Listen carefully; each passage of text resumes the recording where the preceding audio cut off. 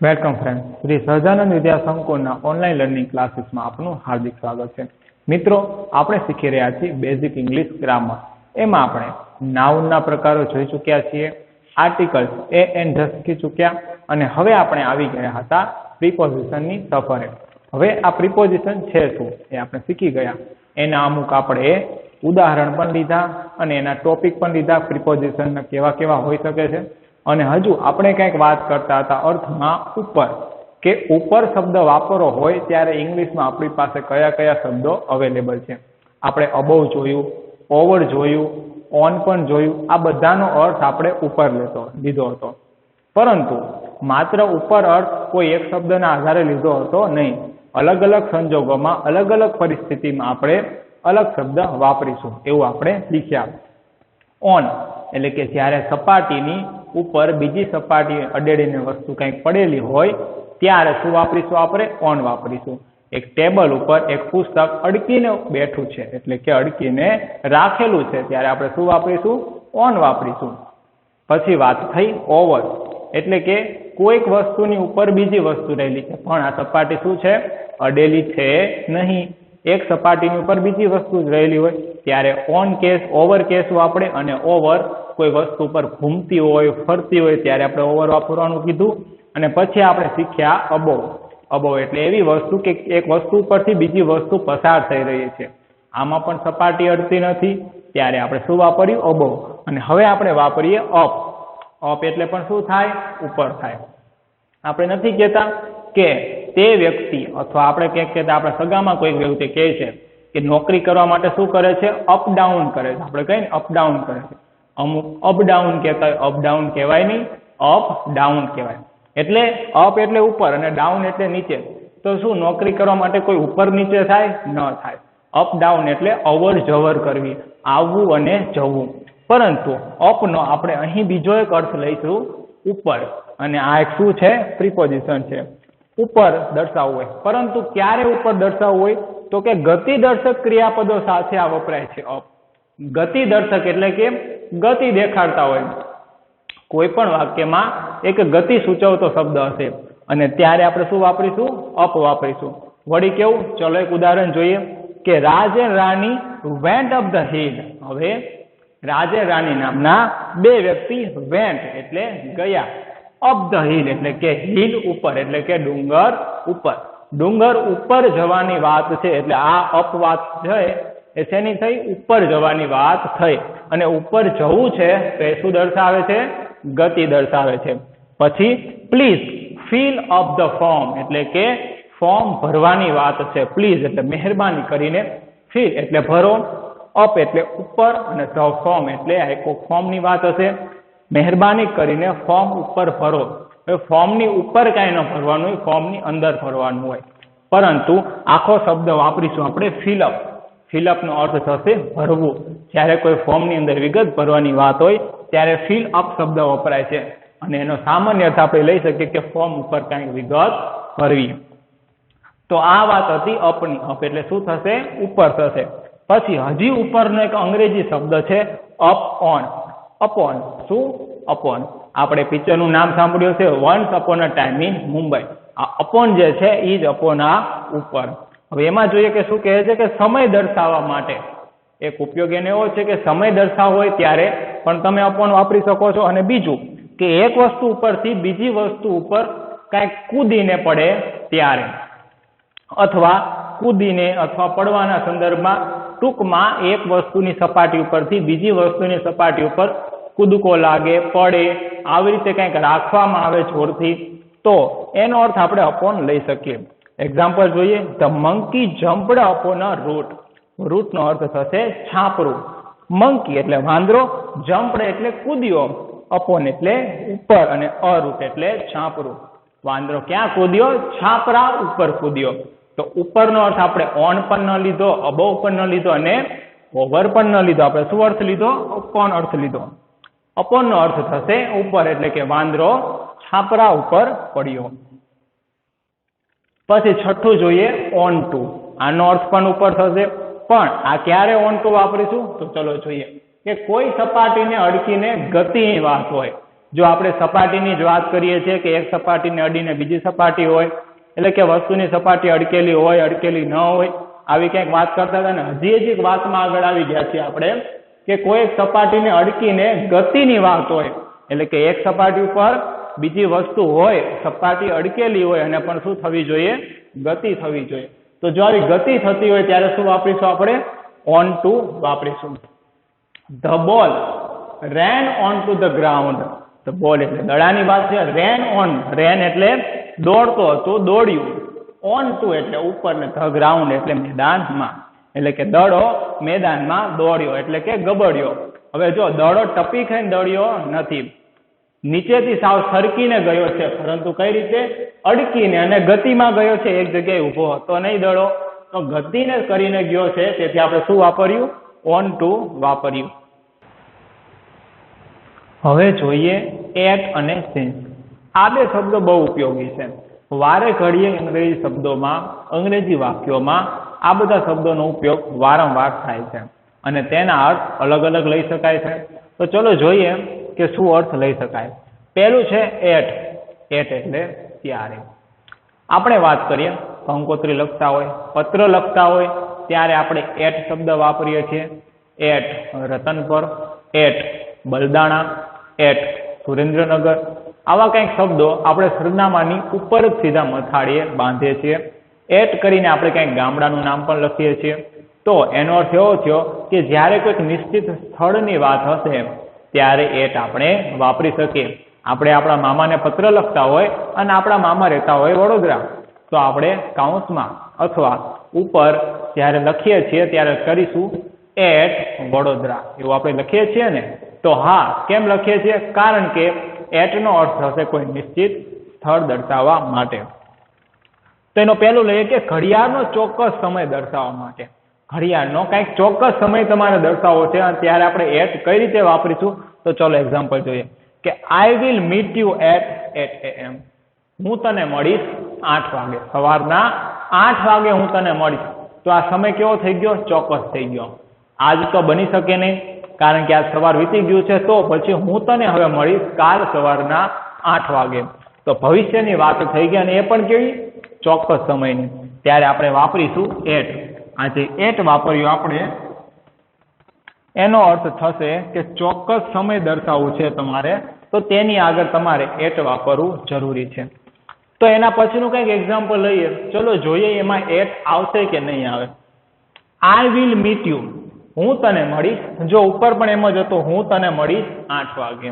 અને આમાં પણ એવું છે, આઈ વિલ મીટ યુ, હું તને મળીશ, પછી ખાલી જગ્યા આપી છે ને પછી છે ઇવનિંગ. ઇવનિંગ એટલે સાંજે. તો શું સાંજને આપણે ચોક્કસ સમય કહી શકીએ કે ન કહી શકીએ? જો કહી શકીએ તો એટ વાપરીશું અને જો ન કહી શકાય તો એટ વાપરીશું નહીં. તો શું કરશું આપણે? અહીં આપણે એટ લખીશું કે નહીં લખીએ? તો મિત્રો, ઇવનિંગ એટલે સાંજનો સમય અને એ પણ કેવો છે? નિશ્ચિત સમય છે. ઇવનિંગ બપોર પછી જ થાય, સવારે ઇવનિંગ થાય નહીં. તેથી આપણે અહીં એટ લખી શકીએ છીએ. I will meet you at evening, હું તને સાંજે મળીશ. સાંજ એ મળીશ આપણે કહીએ છીએ ને, આ એ જે રહ્યું ઈ જ છે એટ. ત્યારે, ક્યારે મળીશું? હું સાંજે મળીશ. સવારે 8 વાગે એ મળીશ. આપણે જે પાછળ એ પ્રત્યે લગાડીએ છીએ એ અંગ્રેજીમાં શું છે? એટ છે. પછી વાત કરીએ બીજો ટોપિક કે ઉંમર વિશેની વાત કરવી હોય. તમારે ક્યારેક ઉંમર વિશેની વાત કરવી હોય કે હું આટલા વર્ષનો હતો ત્યારે મેં આ કામ કરેલું, આટલા વર્ષનો ટાઈમ હતો ત્યારે મેં 10મું પાસ કરી લીધેલું. હવે ક્યારેક પણ તમારે ઉંમરની વાત કરવી હોય ત્યારે અંગ્રેજીમાં એટ વાપરવું જરૂરી છે, કારણ કે એટનો અર્થ શું થાય છે? ત્યારે. યુવરાજ ગોટ મેરીડ એટ 23. યુવરાજે લગ્ન કર્યા. ક્યારે લગ્ન કર્યા? જ્યારે તે 23 વર્ષનો હતો ત્યારે. હવે આપ મેં કીધું કે 23 વર્ષનો હતો ત્યારે, તો ત્યારે આપણે ગુજરાતીમાં તેનો ઉપયોગ કરી લીધો એટનો. તો મતલબ કે યુવરાજે લગ્ન કર્યા. ક્યારે કર્યા? ભૂતકાળમાં 23, એટલે કે જ્યારે 23 વર્ષનો હતો ત્યારે. તો તમારે ઉંમર દર્શાવી છે તો તેની આગળ તમારે એટ લખવું જરૂરી છે. પછી વાત છે I passed my HSC exam at 17. એટલે કે હું 17 વર્ષનો હતો ત્યારે મેં મારા 12માની પરીક્ષા પાસ કરી. તો આ પરીક્ષા પાસ કરવાની ઉંમર કેટલી થઈ? 17 વર્ષ થઈ. એ આપણે વાક્યમાં દર્શાવી દીધી. પરંતુ 17 વર્ષની ઉંમરે મેં પરીક્ષા પાસ કરી. તો ક્યારે પાસ કરી? તો કે 17 વર્ષની ઉંમર હતી ત્યારે. તો ત્યારે જેવો આપણે મિનિંગ લેવો છે તેથી આપણે એટ વાપરવું જરૂરી છે. પછી જોઈએ નેક્સ્ટ કે નાના શહેર અને ગામડાઓની આગળ. નાના શહેર છે, ગામડાઓ છે, આ બધા શહેરનું તમારે ક્યારેક નામ લેવું હોય ત્યારે એટ વાપરવું જરૂરી છે. તમારો જન્મ જે ગામમાં થયો હતો એ ગામમાં તમને નામ યાદ હોય તો તમે લખી શકો કે I was born at Baldana, I was born at Ratanpar. આવા તમે નામ લઈ શકો છો. પરંતુ અપવાદમાં છે કે જ્યારે મેગા સિટી હોય એટલે કે કોઈ મોટા સિટીની વાત હોય ત્યારે એટ વાપરવું જરૂરી નથી. કેમ નથી? કારણ કે ત્યારે શું વપરાશે? ઇન વપરાશે. વિશાળ અર્થમાં હોય ત્યારે ઇન વપરાશે. કે આઈ વોઝ લિવ્ડ ઇન અમદાવાદ, હું ક્યાં રહું છું, ક્યાં રહેતો હતો? હું અમદાવાદમાં રહેતો હતો. ત્યારે એટ વાપરવું જરૂરી નથી. ત્યારે શું વાપરીશું? ઇન વાપરીશું. કારણ કે અમદાવાદ વિશાળ અર્થ દર્શાવે છે. પછી જોઈએ ચોક્કસ સ્થળ દર્શાવવા માટે. હજી આપણે એટનો આગળનો એક ઉપયોગ જરૂરી છે એ આપણે જોઈ લઈએ અત્યારે કે ચોક્કસ સ્થળ દર્શાવવું છે. આપણે ક્લિક લખ્યું હતું કે કંકોત્રી, કાર્ડ, આવું જ્યારે લખીએ છીએ, પત્ર લખીએ છીએ ત્યારે એટ વાપરીએ છીએ. અને એટ કેમ વાપરીએ છીએ? કારણ કે આપણે શું દર્શાવવું છે? ચોક્કસ સ્થળ દર્શાવવું છે. જ્યારે ટપાલી આપણી ટપાલ મોકલશે સામેવાળાને ત્યારે એને ચોક્કસ સ્થળ મુજબ મોકલવાની રહેશે. તેથી આપણે એટ વાપરવું જરૂરી છે. ઉદાહરણ જોઈએ, Raju is at school at present. Raju ક્યાં છે? સ્કૂલે છે. કઈ જગ્યાએ છે? સ્કૂલે છે. ચોક્કસ સ્થળ દર્શાવી દીધું એટલે સ્થળની આગળ આપણે એટ વાપરવું જરૂરી છે. પછી છે he was very good at Gujarati. તે ગુજરાતીમાં ઘણો જ નિષ્ણાત છે તેમ કહી શકીએ. તે ગુજરાતીમાં ઘણો જ સારો છે એમ કહી શકીએ. અને સાથે સાથે એ પણ યાદ રાખી લઈએ કે આ ગુડ એટ એક આખો શું છે? શબ્દ છે. આ શબ્દ ગુડ એટ એટલે કે રૂઢિપ્રયોગની જેમ તમે વાપરી શકો છો. અને ગુડ એટ નો અર્થ થશે નામાં નિષ્ણાંત હોવું.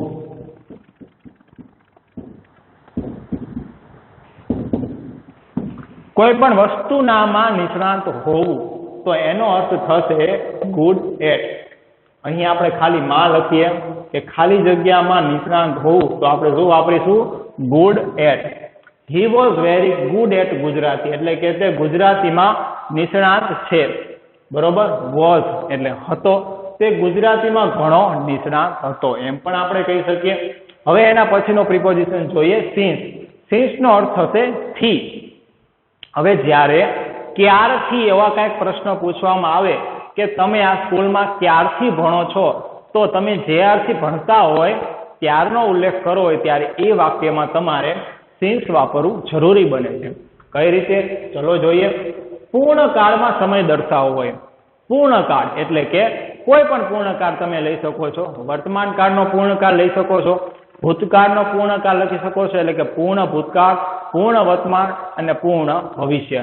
આ બધા કાળમાં તમે પૂર્ણકાળ છે તેથી સમય દર્શાવવા માટે તમે સિન્સ લખી શકો છો. અને પછી છે સિન્સ પછી નિશ્ચિત કે ચોક્કસ સમય આવતો હોય. સિન્સ પછી કેવો આવવો જોઈએ? નિશ્ચિત સમય અથવા ચોક્કસ સમય કંઈક આવવો જોઈએ. એક્ઝામ્પલ જોઈએ કે honey has been cooking since evening. હવે જો સિન્સ પછી શું કીધું? ચોક્કસ સમય આવવો જોઈએ. તો આ ઇવનિંગ એ શું છે? ચોક્કસ સમય છે. એ વાક્ય સાચું પડે છે આપણું. હની નામની કોઈક છોકરી છે. હેઝ બીન કુકિંગ એટલે કે ખાવાનું બનાવી રહી છે. ક્યારથી? સાંજથી. સાંજથી ખાવાનું બનાવી રહી છે. હવે તો રાત પડી અને એ કુકિંગ ક્યારથી બનાવી રહી છે? ક્યારથી ખાવાનું બનાવી રહી છે? તો કે સાંજના સમયથી હની ખાવાનું બનાવી રહી છે. મતલબ કે હજુ બનાવ્યું નથી, હજુ બનાવવાની પ્રોસેસ ચાલુ જ છે. તો સિન્સ નો અર્થ થશે આપણે અહીં ક્યારથી, તો એનો અર્થ લીધો આપણે ત્યારથી છે. હની સાંજના સમયથી, સાંજના સમયના ત્યારથી હજી ખાવાનું બનાવી રહી છે. પછીનું ઉદાહરણ લઈએ કે he has been reading a book since December. કોઈક છોકરાની વાત થશે એટલે આપણે હી વાપરીએ. હી હેઝ બીન રીડિંગ એટલે તે વાંચી રહ્યો છે. શું? અ બુક એક ચોપડી વાંચી રહ્યો છે. Since December. ડિસેમ્બર મહિનાથી તે ચોપડી વાંચી રહ્યો છે. હવે તો જાન્યુઆરી આવ્યો, એ તો ડિસેમ્બરથી વાંચી રહ્યો છે. તો ક્યારથી વાંચી રહ્યો છે? તો કે ડિસેમ્બરથી વાંચી રહ્યો છે. એટલે આપણે થી જેવો કાંઈક અર્થ વાપર્યો અને અહીં એટલે આપણે લીધો સિન્સ, અને સિન્સ પછી ચોક્કસ સમય દર્શાવ્યો કે ક્યારથી? ડિસેમ્બરથી. પછી he has been living એટલે કે તે રહી રહ્યા છે, એટલે કે તે વસવાટ કરી રહ્યા છે ઇન બોમ્બે. ક્યાં? બોમ્બે શહેરમાં. ખાલી જગ્યા લાસ્ટ 10 years. તો આ લાસ્ટ 10 years રહ્યા એ શું ચોક્કસ સમય દર્શાવે છે? જો હા ચોક્કસ સમય દર્શાવતા હોય તો આપણે અહીં ખાલી જગ્યામાં સિન્સ લખીશું, અને જો ચોક્કસ સમય દર્શાવતા નહીં હોય તો આપણે સિન્સ લખી શકાય નહીં, કારણ કે નિયમ છે સિન્સ પછી ચોક્કસ સમય એટલે કે નિશ્ચિત સમય આવવો જરૂરી છે. તે રહી રહ્યા છે, તે વસવાટ કરી રહ્યા છે બોમ્બેમાં છેલ્લા 10 વર્ષોથી. તો મિત્રો 10 વર્ષો આપ્યો હોય તો ચોક્કસ સમય રહેતો નથી, પરંતુ હું એમ કહું કે છેલ્લા 10 વર્ષોથી, મતલબ કે આજનું વર્ષ 2021 ગણો અને આજથી 10 વર્ષ પહેલાનું ગણો 2011. તો હા 10 વર્ષોથી તે રહી રહ્યા છે, એનો અર્થ એમ થયો કે 2011 પછી તે વસવાટ કરી રહ્યા છે. તો આ શું થઈ ગયો? નિશ્ચિત સમય થઈ ગયો, કારણ કે અહીં આપણે મેં શબ્દ વાપર્યો લાસ્ટ, એટલે કે છેલ્લા 10 વર્ષથી. હું એમ કહું કે હું છેલ્લા 5 કલાકથી વાંચી રહ્યો છું. હું એમ કહું કે ખાલી હું 5 કલાકથી વાંચી રહ્યો છું તો એનો કોઈ અર્થ રહેતો નથી, પરંતુ જ્યારે એમ કહેવામાં આવે કે હું છેલ્લા 5 કલાકથી વાંચી રહ્યો છું, મતલબ અત્યારે 5 વાગ્યા હોય તો મેં 12 વાગ્યાથી શરૂઆત કરીએ છીએ એમ હું કહી શકું? તો હા કહી શકું, અને એ કેવો થઈ ગયો? ચોક્કસ સમય થઈ ગયો. તેથી અહીં આપણે શું વાપરીશું? સિન્સ વાપરીશું, અને સિન્સ પછી ચોક્કસ સમય દર્શાવે છે કે લાસ્ટ 10 years. શું થઈ ગયો? ચોક્કસ સમય થઈ ગયો. તો આપણે એટ વાપર્યું, એટ એટલે ત્યારે, અને સિન્સ એટલે ક્યારથી, એવો અર્થ આપણે લેવો હોય અને જવાબમાં આપણે કોઈ ચોક્કસ સમયની વાત હોય ત્યારે આપણે સિન્સ વાપરીશું. હવે જોઈએ ફોર. તો ફોર ના કંઈક 2 અલગ અલગ અર્થ આપણે લઈ શકીએ છીએ. ફોર ના કઈ રીતે અર્થ અલગ લખી શકીએ? તો પહેલા મેં કંઈક લખ્યું છે કે સમયગાળો દર્શાવવા ફોર અને સમય દર્શાવવા since.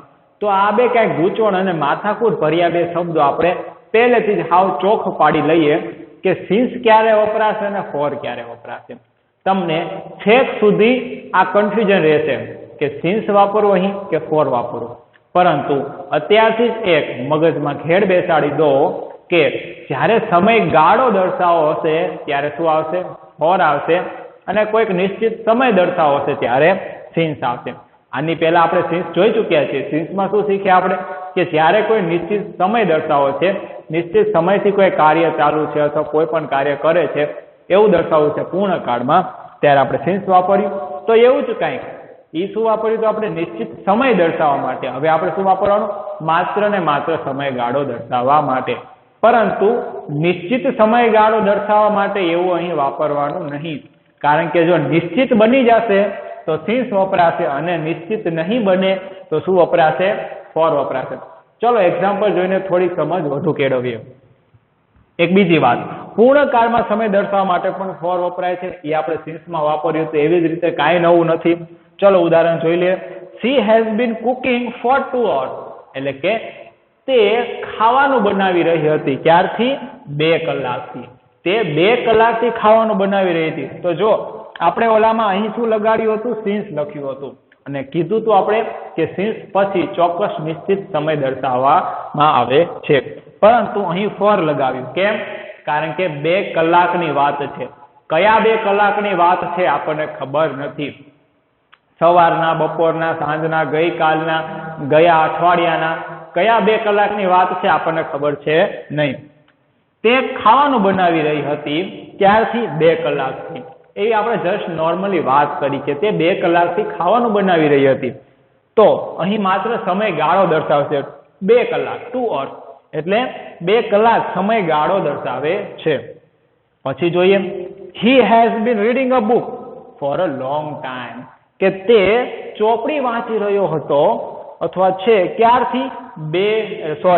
for a long time, એટલે કે ઘણા સમયથી તે ચોપડી વાંચી રહ્યો છે.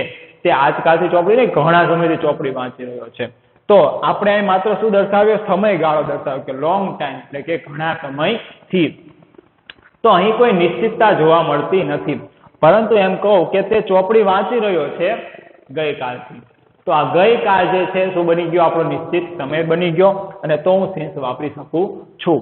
ચલો એના પછીનું એક એક્ઝામ્પલ જોઈએ તમારી ખાતરી માટે, કે he has been reading a book. તે ચોપડી વાંચી રહ્યો છે, ખાલી જગ્યા મોર્નિંગ, સવારથી તે ચોપડી વાંચી રહ્યો છે. તો અહીં આપણે સિન્સ લખીશું કે ફોર લખીશું? તો સીધી જ નજર આપણી ખાલી જગ્યા પછીના શબ્દો ઉપર જવી જોઈએ કે મોર્નિંગ એટલે કે સવારની વાત છે. તો સવાર એક શું બની ગયો? નિશ્ચિત સમય બની ગયો. તેથી આપણે અહીં શું લખીશું? સિન્સ લખીશું. હવે એમ કહું કે he has been reading a book, પછી ખાલી જગ્યા આપી દઉં અને પછી કહું the last week, for the last week. તો તમે બોલી શકો છો કે for the last week. since the last week તમે લખી શકો નહીં. કેમ ન લખી શકો? ચોક્કસ લખી શકાય. તો આ એક આપણે અપવાદ જેવું જાણી લઈએ કે જ્યારે ધ લાગશે, કોઈ પણ ચોક્કસ સમયગાળામાં શું લાગશે? ધ લાગશે. હું એમ કહું કે for the last horse, એમ કહું તો આવું બોલી શકાય કે લખી શકાય નહીં. તો એના માટે શું કરવું જોઈશે? મારે અહીંયા સિન્સ લખવું પડશે. તો શું વાત થઈ આપણે? કે હું એમ કહું કે she has been cooking, ખાલી જગ્યા the last 2 hours. આવી રીતે મેં કીધું તો મારે ખાલી જગ્યામાં શું લખવું જરૂરી બનશે? ફોર લખવું જરૂરી બનશે? ના, મારે અહીં શું લખવાનું? સિન્સ લખવાનું. ટૂંકમાં હું જ્યારે લગાડી દઉં છું, મેં આપણે આર્ટિકલમાં શીખવાડી દીધું છે કે જ્યારે ધ લાગે તો શું દર્શાવે છે? નિશ્ચિતતા પણ દર્શાવે છે. તો હું એમ કહું કે તે ખાવાનું બનાવી રહી છે છેલ્લા 2 કલાકથી. હવે છેલ્લા 2 કલાકથી તો અત્યારના જે કલાક હોય એના 2 કલાકથી અગાઉથી બનાવી રહે છે, તો આ સમયગાળો નિશ્ચિત બની જાય છે. અને મેં અહીં ધનો પણ ઉપયોગ કર્યો છે, તો હું ફોર લખી શકું નહીં. ભલે 2 કલાકનો સમયગાળો રહ્યો, પણ મેં એમ કીધું કે છેલ્લા 2 કલાક છે, અને આ સમય કેવો બની ગયો? નિશ્ચિત બની ગયો. મારે ધનો ઉપયોગ કરવો પણ જરૂરી બને છે, અને અહીંયા મારે સિન્સનો ઉપયોગ કરવો પણ જરૂરી બને છે. તો સિન્સ અને ફોર આ જ એક ડિફરન્સ છે. આ બધામાં ગુંચવણ ભર્યું લાગતું હોય તો એટલું જ યાદ રાખો ખાલી કે સમયગાળો દર્શાવે છે તો ફોર આવે, અને સમય માત્ર દર્શાવશે, કોઈ ચોક્કસ સમય દર્શાવી દે છે તો સિન્સ આવશે. એ પણ સાથે યાદ રાખો કે જ્યારે સમયગાળો દર્શાવે છે પણ એ સમયગાળો પણ કેવો? ચોક્કસ દર્શાવે છે, તો ફોર લખી શકશું નહીં. ત્યારે શું લખશું આપણે? સિન્સ લખીશું. ચલો ફોર નો હજી એક ઉપયોગ જોઈ લઈએ આપણે કે ને માટે. અત્યાર સુધી આપણે શીખતા આવ્યા છીએ આ ફોર નો ઉપયોગ આ હતો. આ તો હજી આપણે હમણાં શીખ્યો, પરંતુ આ ફોર નો ઉપયોગ જે છે એ આપણે કાયમથી થોડાક અમથા અંશે જાણતા આવ્યા છીએ. કઈ રીતે? હું એમ કહું કે I have a gift for you. મારી પાસે તમારા માટે શું છે? એક ગિફ્ટ છે, એક ઉપહાર છે. તો માટેની વાત જ્યારે આવે ત્યારે શું લખશું આપણે? ફોર લખીશું. I have a gift for you. મારી પાસે ઉપહાર છે. કોના માટે? તમારા માટે. તો આ જે માટે છે ને માટે, એનો અર્થ શું થશે? ફોર થશે. પછી એક નિયમ જેવું છે કે જો કોઈ વ્યક્તિનું દેશ માટે અથવા ઉમદા હેતુથી શું થયું હોય?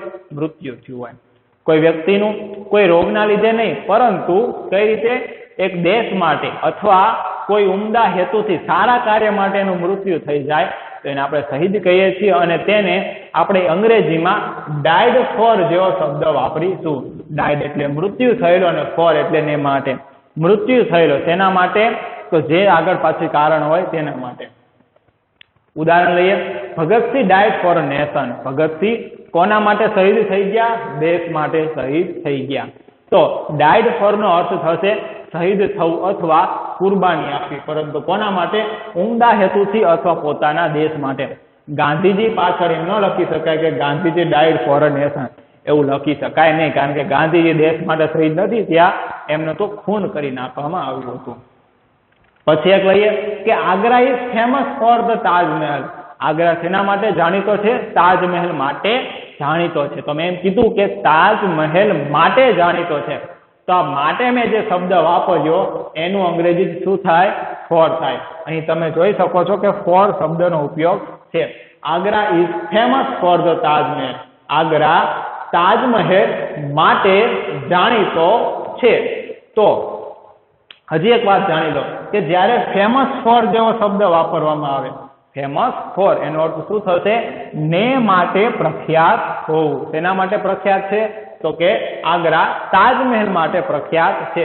તો જ્યારે ફોર જેવો શબ્દ વાપરીશું તો એનો અર્થ આપણે માટે લેશું, અને ફેમસ ફોર જેવો શબ્દ વાપરીશું તો એનો અર્થ એવું લેશું કે પ્રખ્યાત માટે, એટલે અથવા ખાલી જગ્યાને માટે પ્રખ્યાત.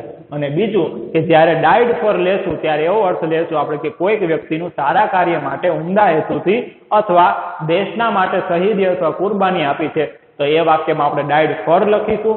અને ફોરનો સાદો અર્થ આપણે ને માટે લખ્યો, અને બીજો એક ફોરનો અર્થ લખ્યો આપણે કે કેટલા સમયથી અથવા સમયગાળાને દર્શાવવા માટે ફોર વાપરીશું, અને પૂર્ણ સમય દર્શાવવા માટે, નિશ્ચિત સમય દર્શાવવા માટે આપણે સિન્સ વાપરીશું. જ્યારે સમયગાળો પણ નિશ્ચિત બની જાય છે ત્યારે પણ આપણે સિન્સ વાપરવું જરૂરી બને છે. તો મિત્રો આપણે પ્રિપોઝિશનના આ બીજા ભાગમાં આટલું જ રાખીએ. નેક્સ્ટ વિડીયોમાં આપણે આગળના પ્રિપોઝિશનની ચર્ચા કરીશું. Thank you.